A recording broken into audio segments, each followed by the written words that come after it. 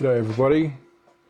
I just thought I'd do a bit of a walkthrough of my first attempt at making a reggae tune.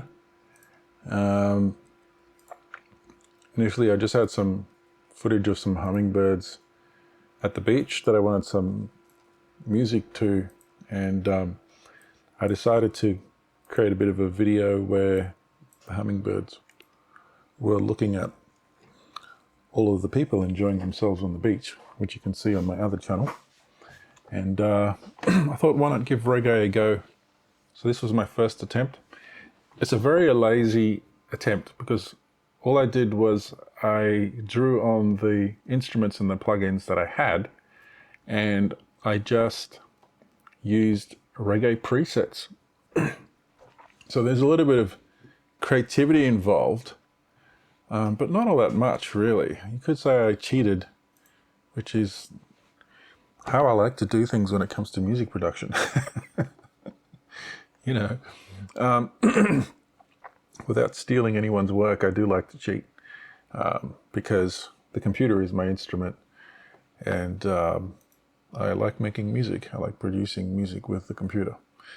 So the way that I started this was to use Scalar, which is how I pretty much establish all of my chord progressions. I go and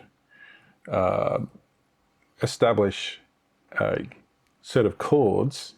I don't know the progression yet, but I just decide what key and mode it's going to be in. In this case, it's A Dorian mode. And sometimes I'll just pick that by selecting a preset chord up here, or I will find some audio or some other MIDI and get Scalar to detect it. But anyway, you can learn more about Scalar in a separate video. In this case, I just happened to pick a chord progression that looks like it was taken from the cinematic category, which works when you use the right beat and the right instruments. So what I tend to do is I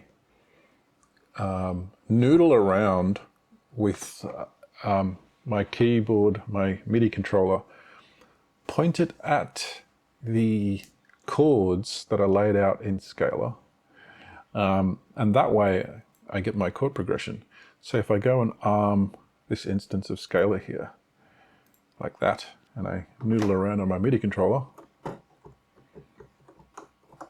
can't hear anything because I've actually turned the instrument output off, but let me just put some piano on there. And then try that again, starting at C2.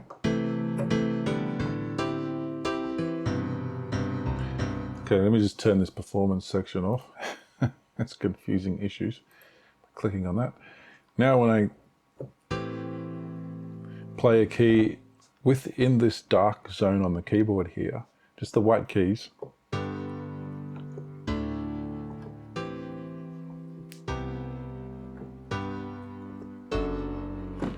you can see that these chords are being invoked with every key press.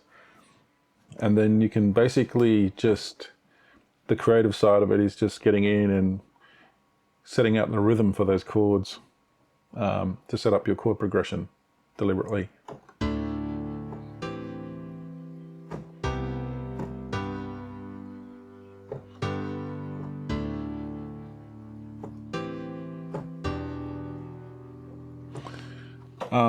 And then what I do is I record the output of that.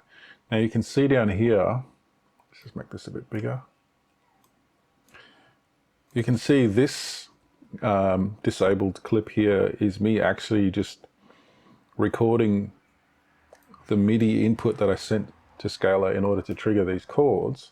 In fact, I'll just play it back actually. Let me just take it off there. So we're just listening to the MIDI clip. So what I'll do is I'll enable that now. And I'll solo this and then hit play.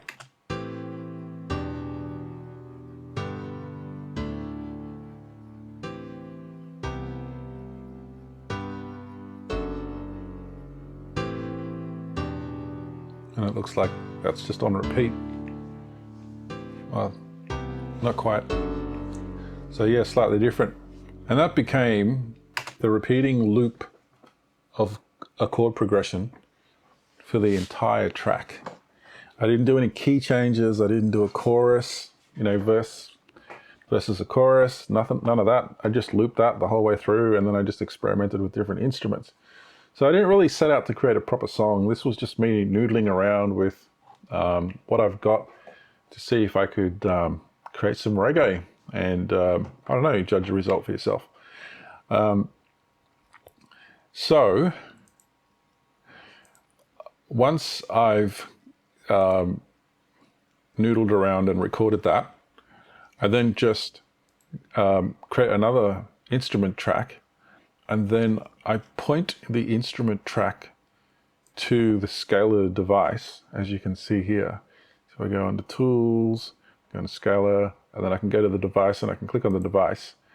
And then once I can either arm that new track with the chords, and you can see the output here anyway, so I don't need to explain much. So Scaler takes the one note input and sends it to this chord output, which you can see here. And then all I need to do is copy and paste that to various instruments, and we're halfway there. You can see all of this here. That's just copying and pasting this right here. That's all it is. So you will see this everywhere. And some of those instruments will take that chord input and then they will create arpeggios and rhythms and all sorts of other things. So the other instruments aren't just going to play chords, they're going to do all sorts of stuff. Now, let's just talk about how I did the Mbira, which is otherwise known as a thumb piano. This is a rather big thumb piano that was recorded by Sonic Couture.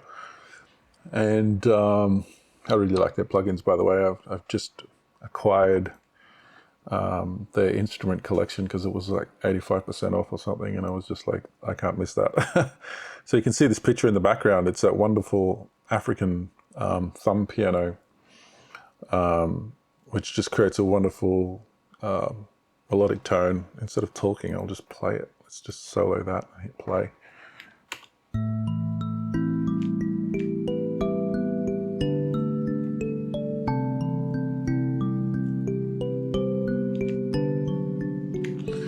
And you can see I've just used the initial preset for that. It's just, I just love it.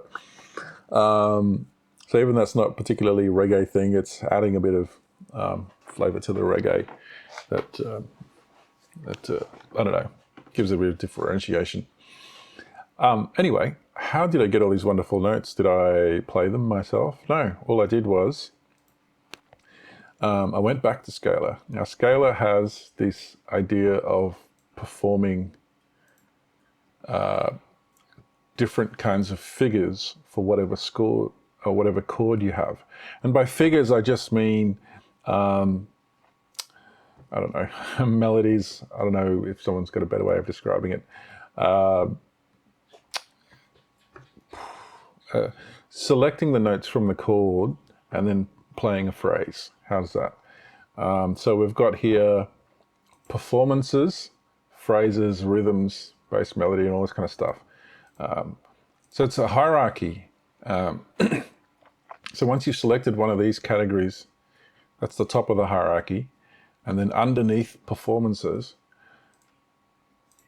then you've got another set of categories under performances. All right. And then the only other thing you have to decide is whether it's half time, double time, or single time, which is what I've got here.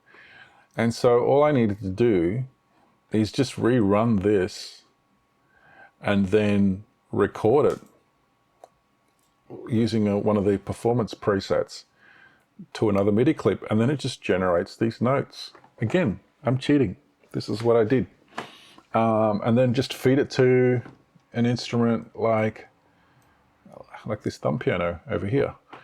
And then if you look at what I did with the, what do you call it? With the session horns instrument.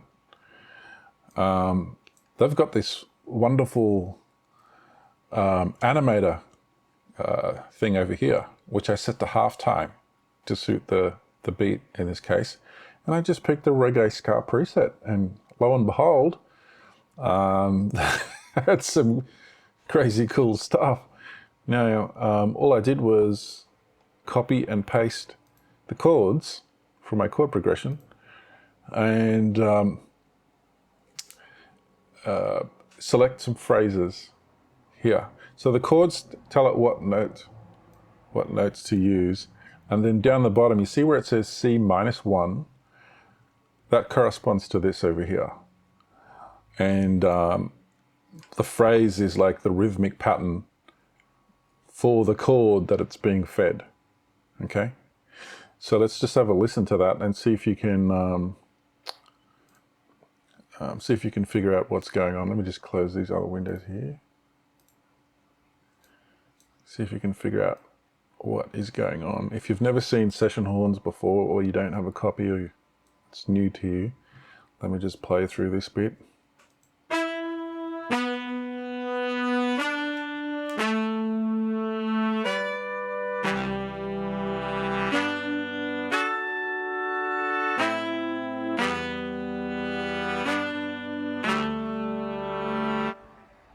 Okay, now it's important to note that when you're hearing it where it sounds like it's just playing one note and not all the notes, that's because it's switching between unison and harmony. So that is a feature of the instrument again. Either way, I didn't change any of these notes. All I did was add a few, what do you call this? Key switches. I added a few key switches here down in the -1 octave range in order to select the phrases. And again, this was just a matter of noodling around on the MIDI controller to find out what phrases I liked. So yeah, that's that one. Let me go back and see if there's any other variations that might be interesting. No, I basically just used the same phrase for all of these. So let's just go to these ones here at the end. Same phrases.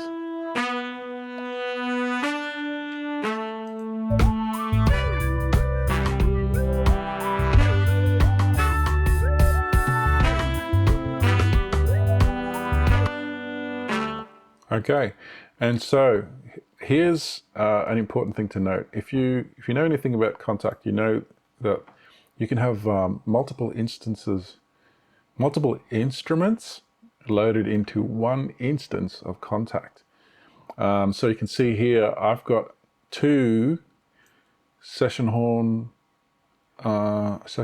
Pro instruments loaded. They're the same instrument, but I've just loaded different variations of them. Okay, well, they're not the same NKI file. If you know all about session horns, let's go and have a look. So go in session horns, just explain. If I go into instruments here, you can see that they've got two Kontakt instrument files for the ensemble, which is when you have multiple instruments, and then they've got solo instruments over here, and obviously I've selected the tenor trombone for the bottom one. So it's part of the same product, but they're actually different NKI instruments. So technically they're different instruments, but they're the same product. All right, anyway, so what I normally do is I normally have all of this stuff tucked away so it doesn't take up so much of the screen, and then I can flip between the instruments inside of the Kontakt instance using these buttons at the top. Now, how am I directing my notes to the different instruments? Simple, I'm just using this MIDI channel here. So if you click on the information icon, it tells you which MIDI channel it's listening to. By default, when you add a new instrument, it'll come up as Omni, but I'm not using Omni, I'm specifically selecting a MIDI channel here. And that's important. That means that on this same track in my DAW, I can have notes that are on different channels that will either go to this ensemble here, or it will go to this solo tenor trombone. Okay, and so you can see this is number 2, this is number 1, and if you actually look at, if I select the properties of this clip here where it says tenor trombone, I've specifically named it tenor trombone so I can see what's going on. You go down here and under the properties for that clip, it says channel 2. So all of the notes in this clip are for channel 2. I can actually change individual notes to be different channels if I want to, but I don't need to, because that's just, I could have both of these instruments playing at the same time in the same phrase by just selecting the individual note properties and assigning a channel to them. But I've done it on a clip basis, not on a note basis. So anyway, where it says trombone and sax, you can see that's directed to channel 1, and that's how come I can have it all playing on the same track. And it saves memory because I don't have as many instances of contact open, because that actually was an issue with this particular track. All right, moving along. That's enough about the brass. What else do we have here? Going on to the bass. The bass was an interesting one. I used one of the vanilla UJam plugins, actually. I really like using UJam because it's great for cheating. You can generate a chord progression from something like Scalar or Chord Jam, which I've also got, by the way. I just use Scalar in this case. And then you can just throw that chord progression MIDI clip at this virtual bass instrument. And then you can go through the presets, and it will create figures for you based on that chord progression. You know, and in my case, obviously, I've gone through and I've selected dubby because that sounds a bit like reggae dub, and hey presto, I've got my bass line. So let's just solo that and hear what that sounds like. Excuse me for the tickly throat.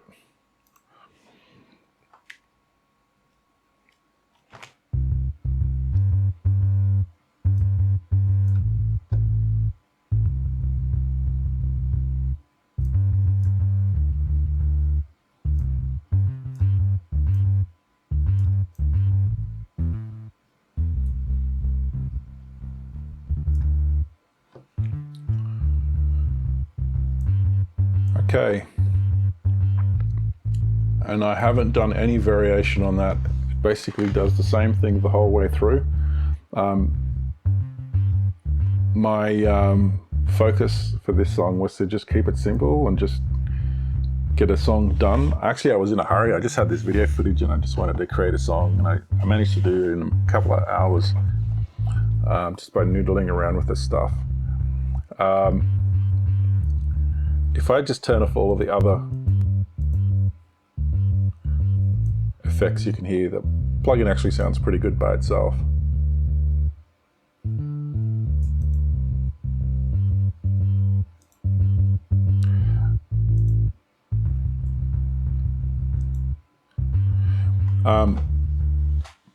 This plugin from Waves has it's basically a 3-brand modular plugin where it's focused on distortion and fuzz, distortion, fuzz / saturation, and I've basically just used that to make the bass sound pop, because I don't want to have to use the volume in the mix to push up the amount of energy that the bass is feeding into the entire mix. I want to economize on the bass energy while still making it stand out by disturbing the sine wave,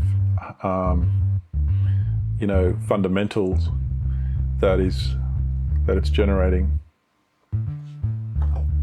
Which is why I use fuzz. It doesn't actually sound real good when it's by itself, but when it's in the mix, it performs a function.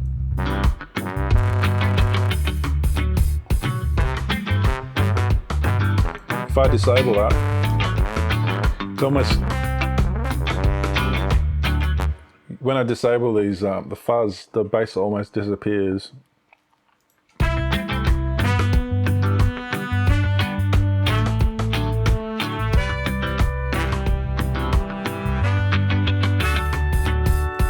Anyway, it's actually more subtle than I thought it was, but that's the intention. Moving right along from the bass and the preset and the fact that UJam automatically generated my bass line for me.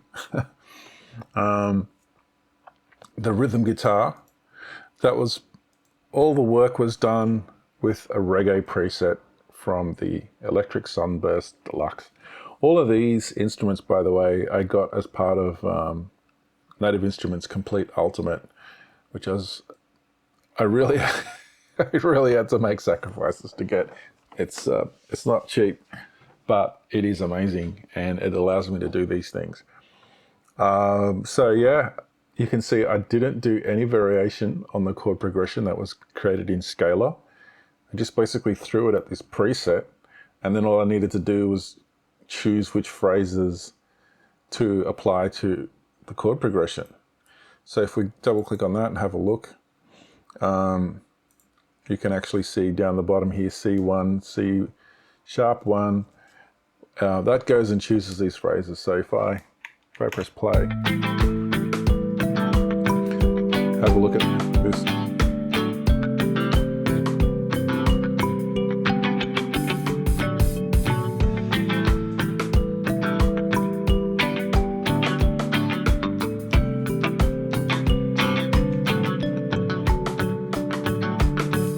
All right, I'll do that again with the solo. Just go back to the range, select solo, because I don't know what the hotkeys for that. Back to edit.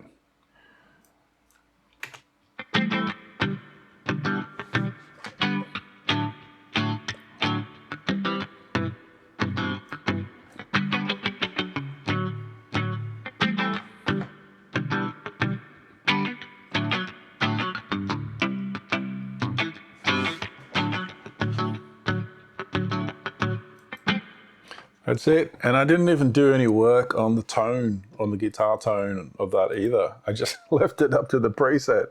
So if you go down the bottom tabs over here, you can see under amps, it's got a chorus, a compressor, an EQ, a cabinet, and a reverb, and another cabinet effect. And cheating, man. Just cheating. Flat out cheating. And yeah, why not? If it ain't broke, don't fix it. It was working for me. Moving right along, I wanted to create some interest. You got to have an organ when you're doing anything that's reggae, I reckon. Well, you don't, but I think you do.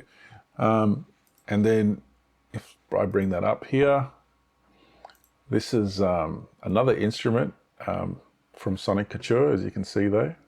And it's just an old vintage analog synth.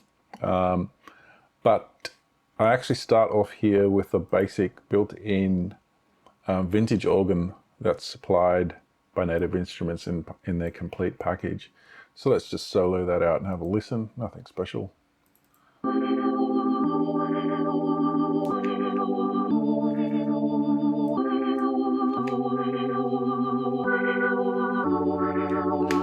Okay, now the variation that you're hearing in the sound, the movement that you're hearing in the sound is part of this free plugin here, which I was lucky enough to get from Plugin Boutique as a bonus. You know, they have these monthly specials where they give you a bonus, and this Rift Filter Light plugin was one of those bonuses. It's fantastic. I'm pretty sure you can go to the company.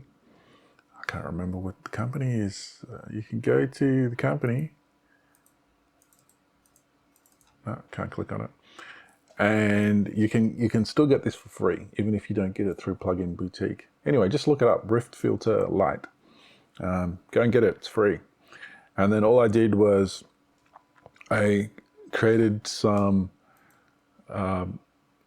modulators. I created one. I just added an LFO. I applied it to the spread and the cutoff, using Bitwig's built-in modulation feature. And that's what gives us our movement. So that's just moving these resonant peaks back and forth differently between the left and the right ear. So that's where all that's coming from. So that effect is not coming from the preset itself. That's actually a little bit of thought that I put into it, as opposed to everything else where I didn't put any thought, just relied on the preset.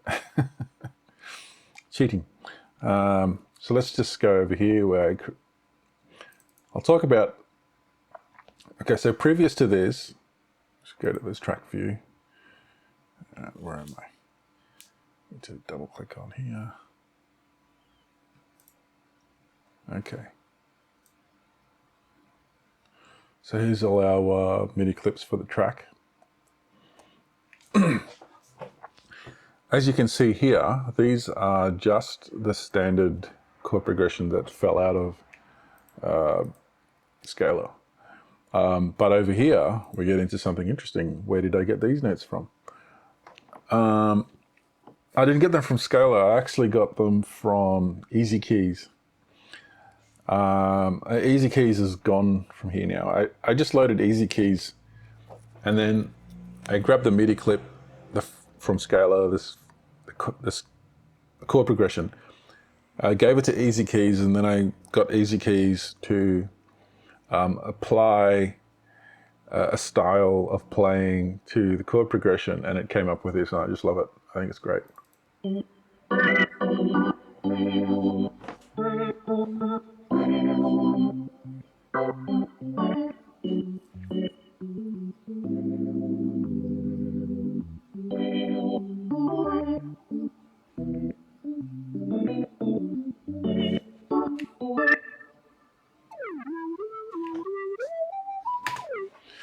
Okay, and then when I went on to this one over here, which you can see is targeted to the other instrument inside of this contact instance,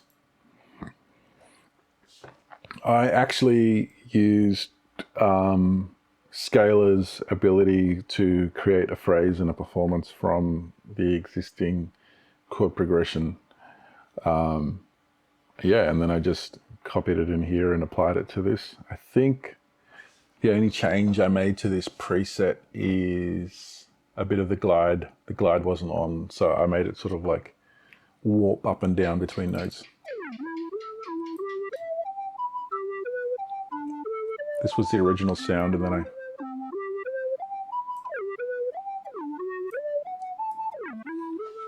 made it a little bit more fun. And seeing as this reggae track was just for fun, it was, you know, these birds watching people on the beach having fun. It didn't take itself too seriously, and I wanted it to be a little bit comedic and fun.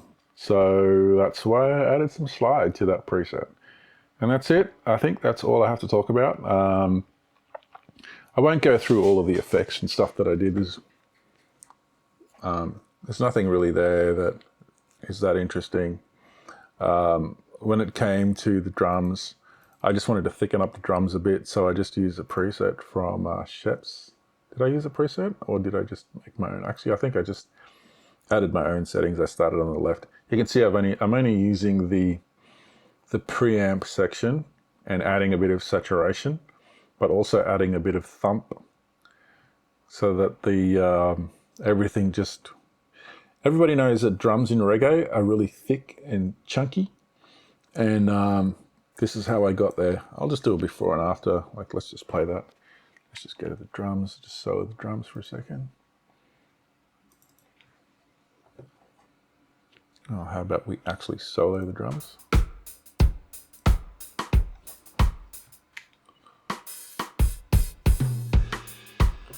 Okay, so if I take off the Sheps,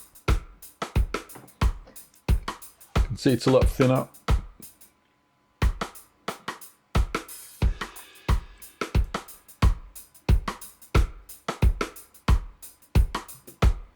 Add a little bit of compression as well.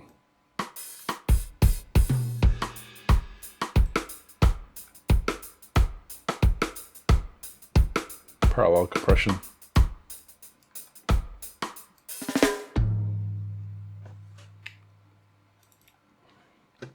Yeah, I'm still tweaking.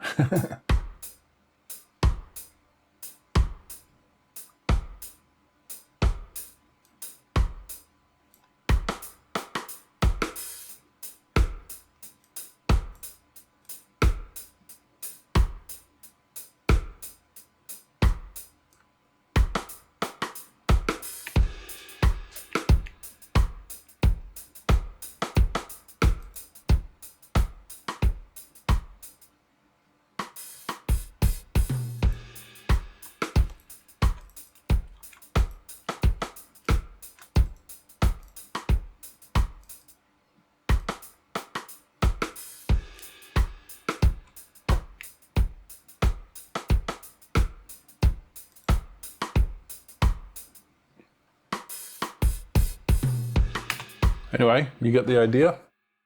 What other effects are moderately interesting?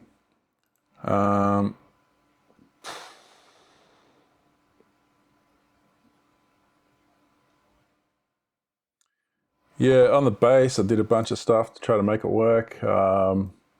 This smack attack here is Transient Manipulation. Where is my bass?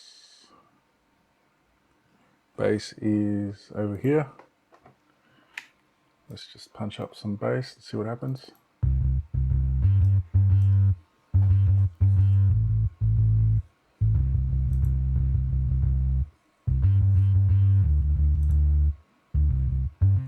I already talked about the distortion.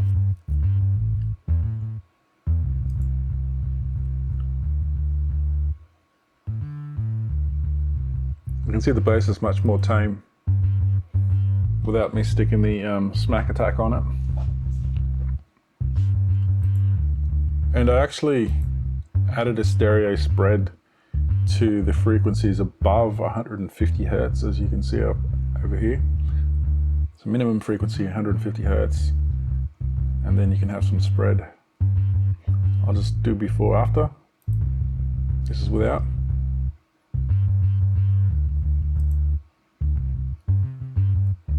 So this is just manipulating a few of the, what do you call it? Those high frequencies, a few of the harmonics from the bass. That's about it. It's very subtle. I don't even know if it's doing much at all, really. Probably just wasting CPU. Oh yeah, go to the master track, I suppose. On the master track, we have the trusty Abbey Road mastering chain, which has a tape simulator over here, which I haven't really used. When I mix, I try to mix with everything low. Now, see this input dial over here? It's cranked up. That's because when I actually did the mix, let's go to somewhere where all of the instruments are playing at the same time and we can talk about it. Let's go right near the end here, bar 81. Take off the solo.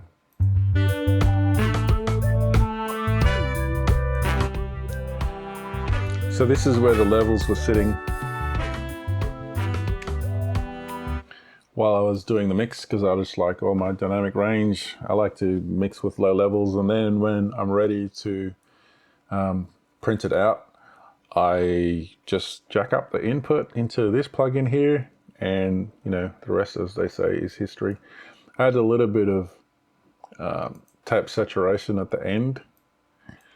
You know, it's subjective as to whether or not you think it actually makes much difference. I think it does. After that, I just have a brick wall limiter. I like this guy. This guy does a great job. You can really drive it hard, and it's completely transparent. It takes a lot to distort this limiter, going through this limiter. So this has a leaky limiter in it. See, it's got a limiter section, but it's very leaky. You can change the order of these modules, by the way. So I can put the limiter at the end. But even then, yeah, it's not designed to work like a brick wall limiter. So yeah, there's different kinds of limiters. But yeah,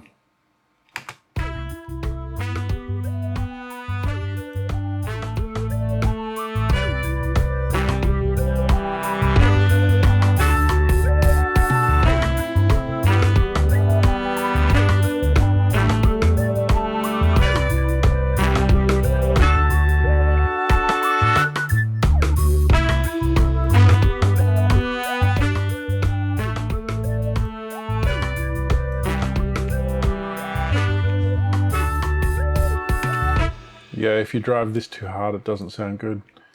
So I think that's where I was, about there. 7 dBs up, 7 dB boost going into there. If I wanted to, I could actually add some more gain after the tape machine. Let's try that.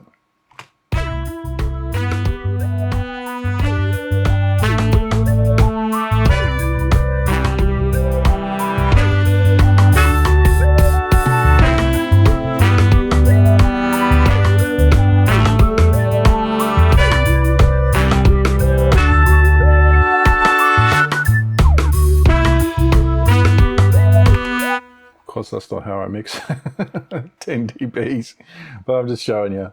Yeah, you could do that. This thing was cheap. I think I picked it up for like 10 or 15 bucks or something, but I really like it. It's good. They've got like a more full-featured version, I think. But yeah, Signum Audio, great job. That's about it. I'll do one more playthrough, you know, bring up some of the plugins. Thanks for listening.